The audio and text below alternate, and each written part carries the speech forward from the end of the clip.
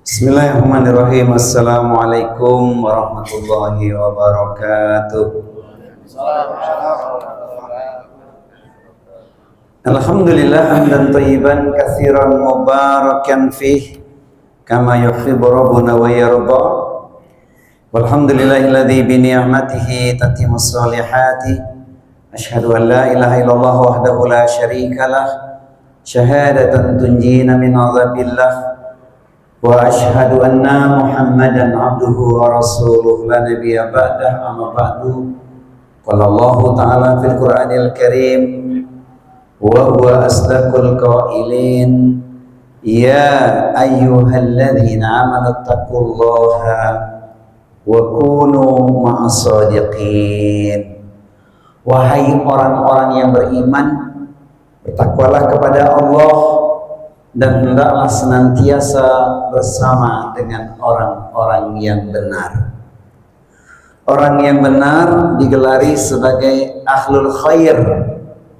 Mereka pencinta ilmu, perindu surga, ahli ibadah, ahli taat, ahli taubat, ahli syukur, ahli sabar, ahli Quran, ahli silaturahmi, ahli kebaikan. Mereka berada di jalan Allah, fisabilillah, di medan jihad, dan juga mereka berada di majlis ilmu. Semoga kita pun termasuk di dalamnya. Amin ya rabbal alamin.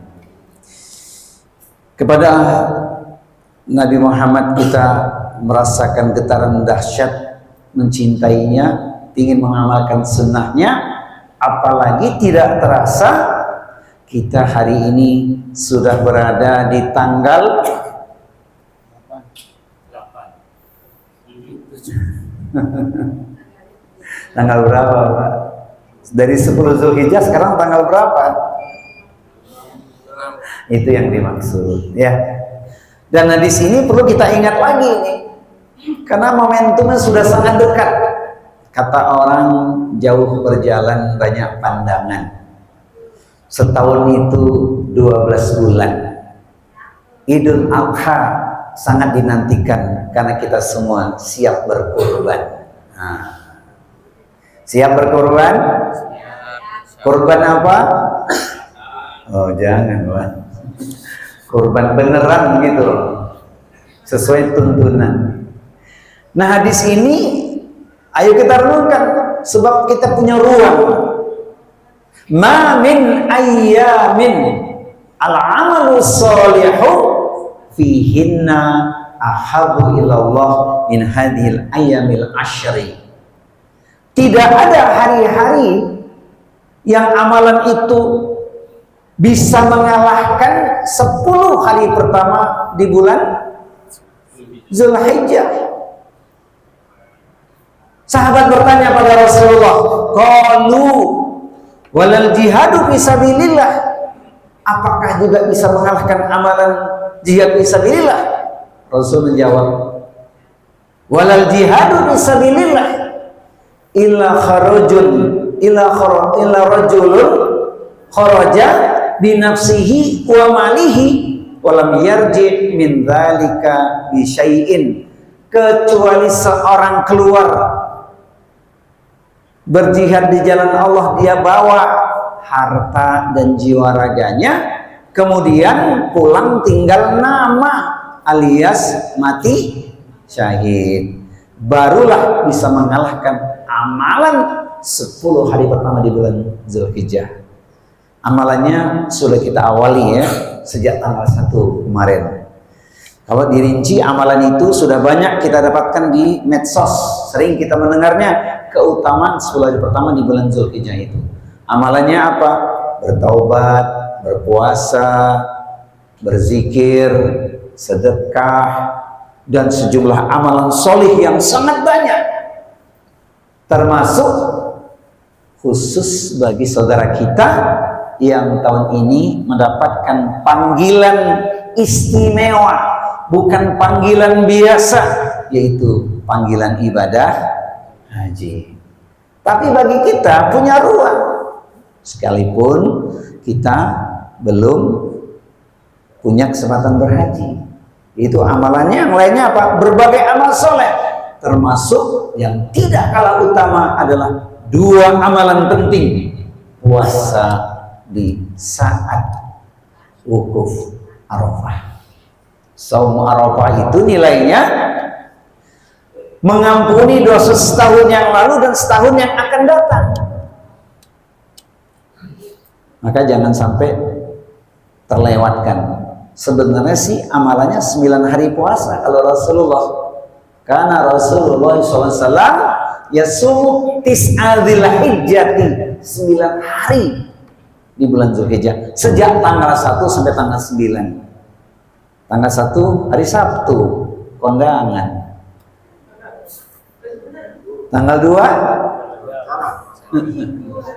arisan syukuran ya, Senin alhamdulillah, sekarang Kamis alhamdulillah.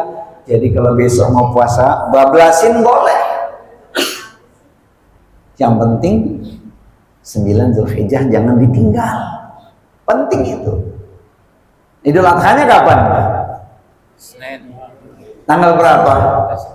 10 Zulhijjah. Tapi saya titip pesan ya teman-teman sekalian ya, yang saya cintai karena Allah, kalau besok hari Ahad ada yang sholat Idul Adha, nggak usah dicela.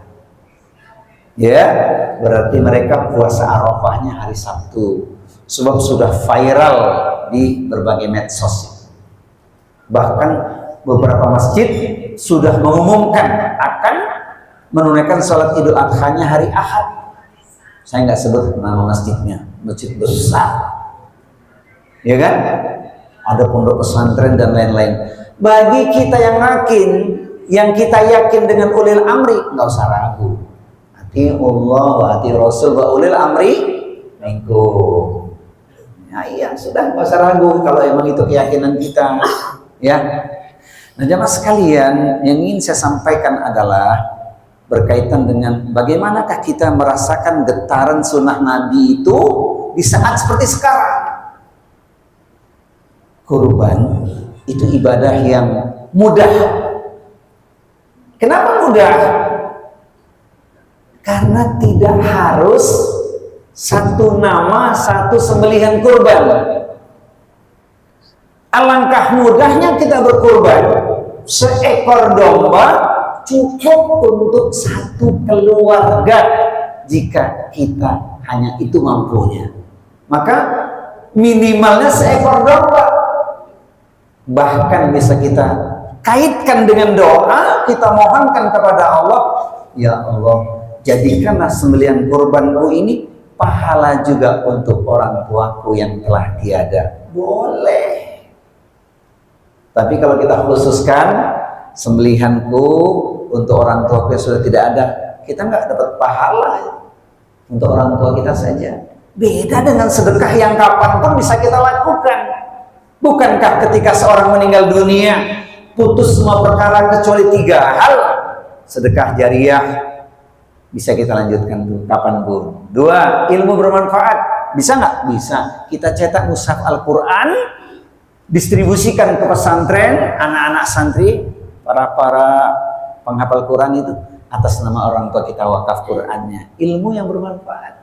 Kemudian apa? Doa anak soleh untuk orang tuanya. Nah, dalam berkorban itu ada ruang kita berdoa.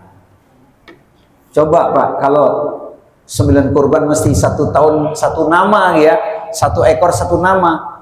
Alangkah beratnya. Misal seorang suami, istrinya berapa? 2.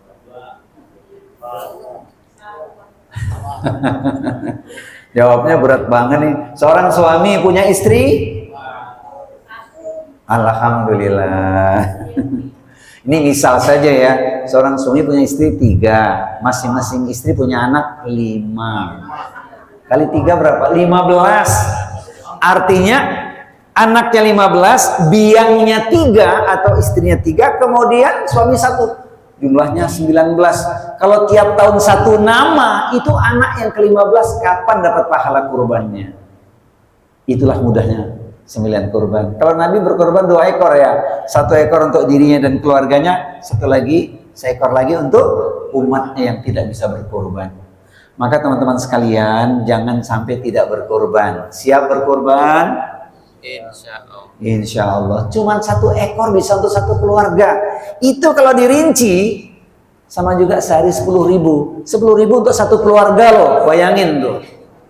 10.000 kali sebulan 300.000.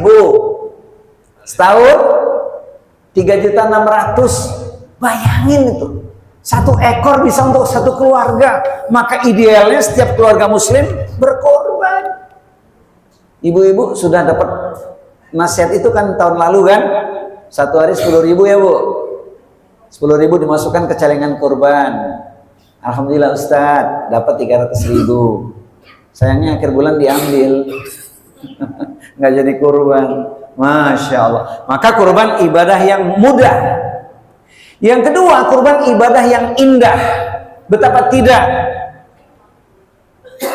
Sembelihan hewan kurban itu bisa kita distribusikan kepada siapapun, baik itu muslim maupun non muslim. Ini kan ibadah yang indah. Ada syiar besar di dalamnya.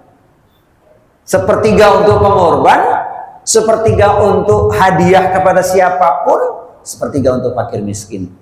Maka di lingkungan kita jangan sampai ada yang terlewatkan sekalipun dia non muslim. Ini dia wajah Islam rahmatan lil alamin itu. Ibadah yang indah. Yang ketiga, ibadah kurban itu ibadah yang berkah karena berlimpah ke seluruh penjuru negeri, bahkan sampai di Palestina. Hari ini saya khusus nih pakai baju Palestina ini. Supaya kita bisa menguatkan empati ya, kepedulian kita, doa kita, sedekah kita. Maka ada kesempatan kita berkorban sampai di Palestina. Ada pintunya ya enggak? Ini ibadah yang berkah dan berlimpah. Maka jamaah sekalian, ayo kita bersiap menantikan Idul Adha dengan penuh kegembiraan, dengan harapan 9 hewan kurban kita diterima oleh Allah SWT. Amin ya Rabbal Alamin. Apa yang mesti kita lakukan dalam menyambut Idul Adha itu? Sudah kita lakukan sebagian. Yang punya niat berkurban tidak mencukur rambutnya, memotong kukunya. Ini seperti saya nih, nggak saya potong ini, nggak saya cukur nih. Sejak tanggal 1 Zulhijjah. Jangan dipotong sunnahnya itu. Ya. Tidak mencukur rambut, memotong kuku. Bagi sahibul kurban. Karena kurban adalah atas nama keluarga. Misalnya Pak Purwono yang tidak potong rambut, tidak cukur, tidak potong kuku. Keluarganya boleh. Itu yang dimaksud. Sahibul kurban. Kemudian insya Allah gimana lagi ya? Banyak-banyak kita berzikir. Memohon kepada Allah, menghidupkan malam-malam kita.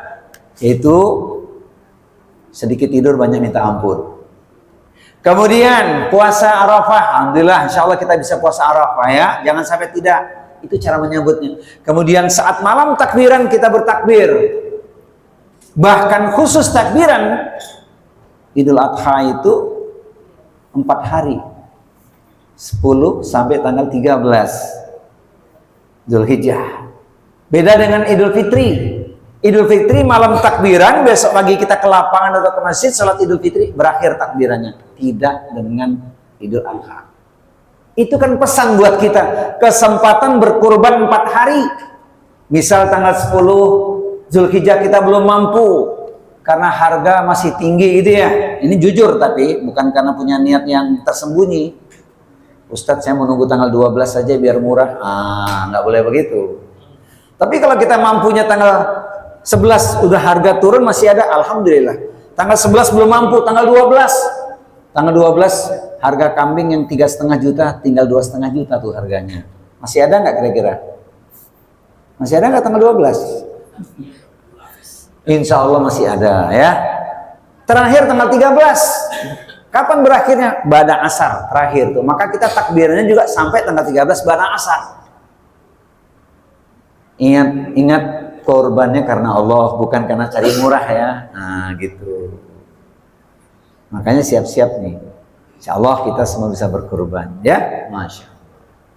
Ibu-ibu walaupun di rumah saya menyampaikan pesan tetap takbiran Kalau kita yang laki-laki sholatnya di masjid, pada sholat fardu kita kan takbiran tuh. Tapi ibu-ibu walaupun di rumah tetap takbiran ya Bu. Allahu Akbar, Allahu Akbar, Allahu Akbar. La ilaha illallah, wallahu Akbar. Allahu Akbar walillahil hamd. Tetap takbiran, tapi nggak usah pakai mic atau pakai toa. Nggak usah ya. Nah itu menyambutnya. Alhamdulillah. Kemudian kita persiapkan. Nah, jangan lupa ini pesan penting ini.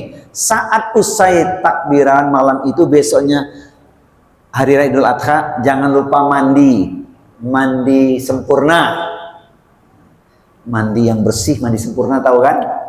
Nah gitu. Terus pakailah pakaian yang bagus, jangan ala kadarnya.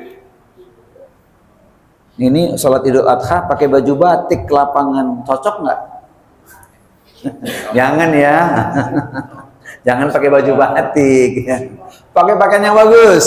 Nah, ya bani Adam khudzu zinatakum inda kulli masjidin. Hai anak cucu Adam, pakailah pakaian yang bagus setiap masuk ke dalam masjid ya. Idul Adha masa pakai baju batik sih? Nah, pakai baju takwa ya kan? Nah, setelah itu ingat baik-baik ya. Makan minum jangan berlebihan. Maka sebelum berangkat Idul Adha kita tidak makan minum. Sunnahnya begitu. Nah, nanti ya. Nah. Kemudian kita laksanakan sholat Idul Adha. Barulah ketika sudah usai sholat Idul Adha kita makan minum. Kalau disediakan oleh panitia, biasanya disiapin tuh di pojokan tuh mineral ya kan.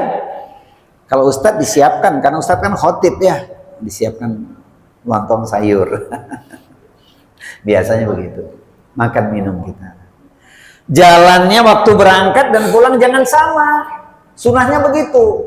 Tadinya lewat kanan, pulang lewat kiri, begitu misal, mutar atau gimana. Dan lebih baik kalau bisa ke lapangannya jalan kaki. Jalan kaki, jangan pakai kendaraan kalau jaraknya dekat. Sunnahnya begitu. Bayangin tuh langkah kita berapa itu. Masya Allah. Nah jemaah sekalian, karena ngomongin kurbannya risalah yang luar biasa cukup panjang, saya mengingatkan saja banyak hikmah di dalamnya. Yaitu pertama, agar kita semakin mendekatkan diri kita kepada Allah Subhanahu wa taala. Fasholli lirabbika wanhar. Inna a'tainakal kautsar fasholli lirabbika wanhar inna syani'aka wal abtar. Surat favorit, surat 108 itu. Untuk mendekatkan diri kita kepada Allah. Makanya bersyukur kita diberi anugerah bisa berkorban, insya Allah. Kurban yang sampai kepada Allah itu dengan niat apa? Agar kita menjadi orang yang ikhlas dan takwa. La yanalallahu luhumuha wala dima'uha walakin yanalhu taqwa minkum. Bukan darahnya, bukan daging 9 kurban yang sampai kepada uratmu, tapi yang sampai adalah ketakwaanmu. Kita sudah berikrar seluruh aspek hidup kita ini kita persembahkan untuk Allah, jadi orang yang ikhlas. Kul inna sholati wa nusuki wa mahyaya wa mamati lillahi rabbil alamin. Quran surat Al-An'am surat yang ke-6 ayat 162. Katakanlah sesungguhnya sholatku, ibadahku, bahkan hidup dan matiku semuanya ku persembahkan untuk Allah Rabb semesta alam. Jadi ingin kita meraih ikhlas dan takwa. Ikhlas itu melupakan pandangan manusia, terikat pada pandangan Allah. Maka kalau kita punya kemampuan berkurban lebih dari 1 ekor, boleh. Misal nih, adik kita nggak bisa berkurban, kakak kita tidak bisa berkurban, bahkan pembantu kita yang sudah sekian lama ikut dengan keluarga kita belum pernah berkurban. Ini dia kesempatan emas,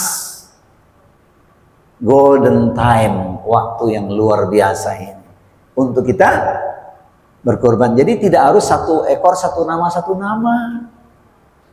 Begitu.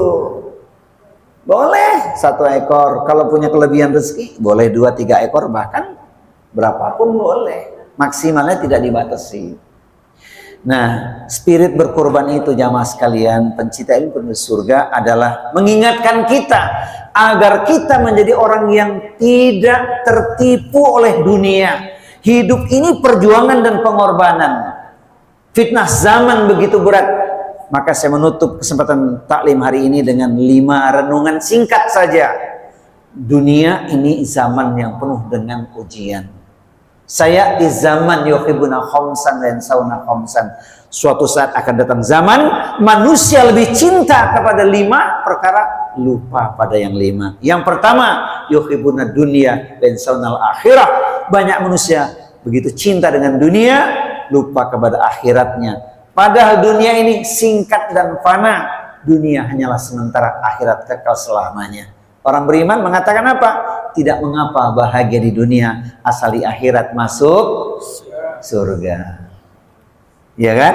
Yang kedua, yuhibbunal mal wa yansawna hisab.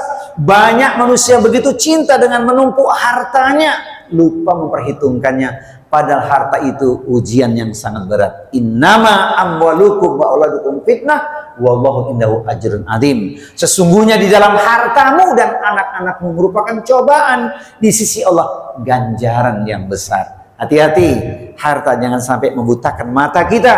Harta adalah titipan ilahi. 2 pertanyaannya, dari mana diperoleh dan untuk apa dipergunakan? Bulan depan saya sampaikan tema khusus. Bukan kekayaan yang kudambakan, namun kemiskinan yang kutakutkan. Betul nggak sih? Coba renungkan ya. Bukan kekayaan yang kudambakan, namun kemiskinan yang kutakutkan. Gimana tuh jawabannya? Bulan depan kita lanjutkan. Nah, kemudian yang ketiga, hati-hati ya. Cintanya jangan sampai salah. Banyak manusia yuhibbunal makhluk dan yansawna khaliq. Cinta kepada makhluk, lupa pada penciptanya. Hati-hati. Hati-hati ya, makhluk itu sebentar, singkat waktunya. Tapi Allah sang pencipta yang menjadikan kita masuk surga atau yang sebaliknya. Hati-hati ya, Allah yang menjadikan jalan hidup kita terang benderang. Allah yang memberikan kita segalanya. Masya Allah. Kemudian yang keempat, hati-hati. Yuhibbunat dunub yansawna taubah. Banyak manusia itu tanpa disadari suka melakukan perbuatan dosa, lupa untuk bertaubat. Betul nggak? Masih ingat syairnya nggak, Bu? Hidup di dunia sangatlah singkat. Jangan sampai kita terlambat. Sekarang waktunya untuk bertaubat. Jangan tunggu hingga kiamat. Sekarat. Saya lupa. Nah tadi ya. Kemudian yang terakhir, yang kelima ini, yuhibbunal qusur wa yansawnal kubur. Banyak manusia itu cinta dengan gemerlapnya istana atau kemegahan dunia. Apa itu kemegahan dunia? Jabatan, pangkat, kedudukan, harta, tahta, wanita. Pria termasuk enggak? Lupa dengan alam kuburnya, persiapan menuju alam kuburnya yang 2 kali 1 itu. Kalau kita ditanya Bapak Ibu sekalian, bekal kita menghadap Allah sudah cukup atau belum? Berapa kurangnya? Banyaknya. Berapa banyaknya? Allahu alam ya. Maka ayo, kesempatan Mas di bulan Zulhijjah ini ya. Sebenarnya ada keseluruhan bulan haram yang 4 bulan itu, 3 bulan berturut-turut, Zulqa'dah, Zulhijjah dan Muharram, 1 lagi nanti di bulan Rajab. Nah, renungannya akan kita sampaikan di kesempatan bulan depan insya Allah. Ayo kita semangat berkorban. Siap berkorban? Insya Allah. Korban apa? Sapi, kambing ya, bukan korban.